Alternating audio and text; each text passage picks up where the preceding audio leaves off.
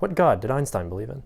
In 1929, Albert Einstein is quoted saying, "I believe in Spinoza's God, who reveals himself in the lawful harmony of the world, not in a God who concerns himself with the fate and doings of mankind." That's great, but who is this Spinoza guy, and who is his God? Baruch Spinoza was a Dutch philosopher born in 1632.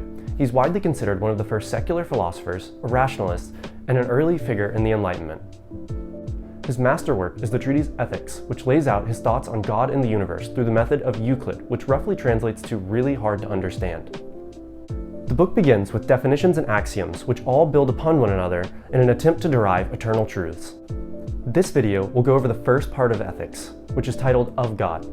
In later videos, I'll go over the other 4 parts, which explain the implications of thinking in such a way.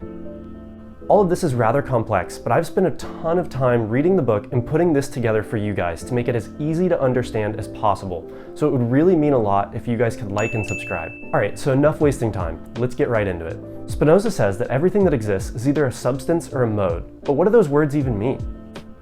Substance is independent of everything else, meaning it is dependent only upon itself, and can be understood without taking into consideration anything else. Modes are dependent upon something else, meaning they can be understood through that prior thing. In other words, modes are dependent upon substance and can't exist without substance. Let's look at this hedgehog as an example. It's prickly, small, warm, probably hungry, and most of all, adorable. But prickly doesn't mean anything unless it's describing something. And in this case, that's the hedgehog, which represents the substance. You can't just have the property prickly or hungry floating around in empty space. You need something to actually be prickly or hungry. Almost every single philosopher before Spinoza argued there were multiple substances, each with unique properties or modes. But Spinoza says that there's actually one substance, and he calls it God. However, the term God can be replaced with nature or universe without losing its meaning. It's important to note that whenever Spinoza says God, he doesn't mean a personal God like that of the Christian or other similar religions, where he's free to act, say, or do however he pleases. Nor would it be a single, individual, human-like figure like we commonly picture. So basically this chair, this prosthetic dolphin fin, even Dwayne "The Rock" Johnson, are all modes of the one substance called God. So how then does this substance become you, me, or anything for that matter? Spinoza says that the substance called God has an infinite number of attributes. An attribute is basically what it is to be that kind of thing. Even though there are an infinite number of attributes, we humans are only capable of experiencing 2, extension and thinking. Extension is basically 3D space. Our bodies, the computer you're watching this on, and the way that you interact with all of these things all happens through the attribute of extension. Thought is, well, thoughts. Are you thinking what I am thinking? Whenever you think of something, you're not causing an action to happen. You're simply conceiving the essence of something through the attribute of thought. Essence is basically the culmination of those properties, or the implications of the properties. It might help to imagine snow. Snow's essence is to be white, cold, and if enough of it falls on the roads in the south, to be a disaster, because nobody knows how to drive. So how come there aren't multiple substances? Spinoza's argument is as follows. Every substance has at least one attribute.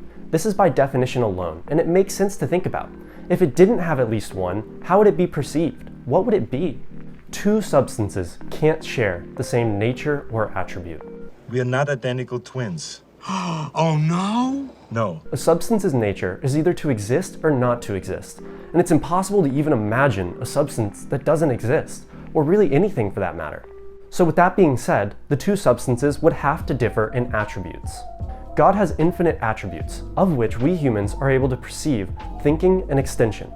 So if there's another substance, it would need different attributes. But how can we prove that if we can't even sense those other attributes? Furthermore, it might help to imagine a room. This room is a substance called God, and it represents the entire universe. Now in the room, imagine there's a chair. This chair represents an attribute. If we wanted to imagine another room, it would either have to be in a different place or have different things in it. Maybe there is another room beside our room. This we might think of as another dimension, but it's impossible to deduce another dimension. Now, imagine a second room. But instead of the chair, there's Dwayne "The Rock" Johnson, filling the exact same space as the chair. Now, if you tried to stack the rooms, one on top of another, what would fill the space? The chair or Dwayne "The Rock" Johnson? In the same way, you wouldn't be able to have two substances filling the same space with the same attributes. The room called God already has the attributes of extension and thinking, so the space is already filled. Due to this, Spinoza might say that the room that occupies the same space as God is actually the same as God. Now, I know that analogy isn't perfect, but it's kind of a hard concept to wrap your head around, so I hope that helps. Now on to Spinoza's next argument. God has all possible attributes. I mean, this is the definition of infinity, right? If it has and will go on forever, then it contains all the attributes that have existed, do exist, and will exist in the future. Next, Spinoza says that God exists. Otherwise, how would you be able to smash that like button and subscribe?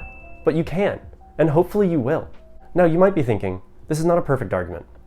And some other philosophers would actually agree with you. It's actually pretty controversial, but for the time being, let's go ahead and give Spinoza the benefit of the doubt and keep going. So why is it that substance can be a baboon over here, but a vintage Star Wars coin over there? Or really, anything for that matter?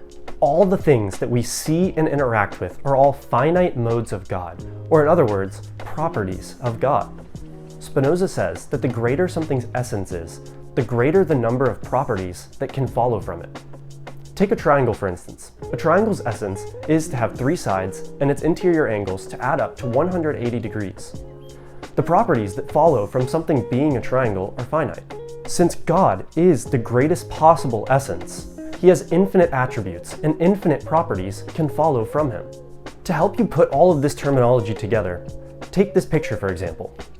This represents God. God is the first cause. He causes all things and isn't caused by another.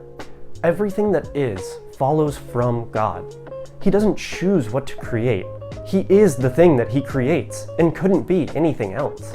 So from God, there follows the two attributes that we previously mentioned, extension and thinking. The immediate modes of God are infinite motion and rest for extension, and the infinite intellect for thought. Following the immediate modes, we then take one more step and go to the mediate modes. These are the infinite continuum of physicality and the infinite continuum of thinking. You can think of these as the laws of the universe, such as E equals mc squared, or the ways in which you actually can think. Finally, we have the finite modes.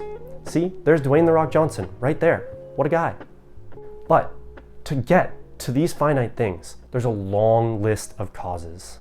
The reason that there's tangible things is because there's infinite motion and rest. The ways that infinite motion and rest work is because of the laws of the universe. Finally, the things that we see and interact with are a thing because there are other things moving in a predefined way and interacting with other finite modes.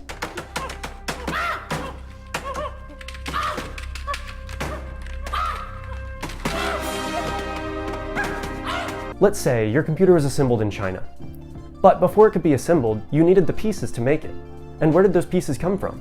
Well, originally they came from out of the earth. And how did those even get in the earth in the first place?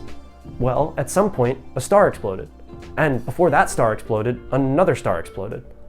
As you go back to the very first star that was formed, it was formed because of the laws of the universe, such as gravity. And those came about because motion and rest. And before that, you reach the first cause, God. These chains of causality can go on for infinity. And obviously the previous example is oversimplified, but I think you should see the point. Logical laws, then, make up the infinite continuum of thinking, and are the ways in which true knowledge can be obtained. So God didn't create you or me. Other finite things did. But if you go back in the infinite chain of causality, you'll eventually find that everything is caused by God. In this way, everything that exists is the way that it necessarily has to be. It could be no other way. There's no other alternate worlds, universes, or anything that God could have created but didn't. All being is necessary and actual. Here's a love poem Einstein actually wrote to Spinoza. How much do I love this noble man? More than I could say with words. I fear, though, he'll remain alone, with a holy halo of his own. You think his example would show us what this teaching can give humankind. Trust not the comforting facade. One must be born sublime. While it's not particularly poetic, if one of the most intelligent men to ever have lived so loves Spinoza's God, maybe you should as well. So I'll see you next time on part 2, where I'll explain the implications of thinking in such a way, including answering the question that you might be asking: how do the attributes of thinking and extension interact with each other if they're two separate things? So make sure to subscribe so you don't miss it.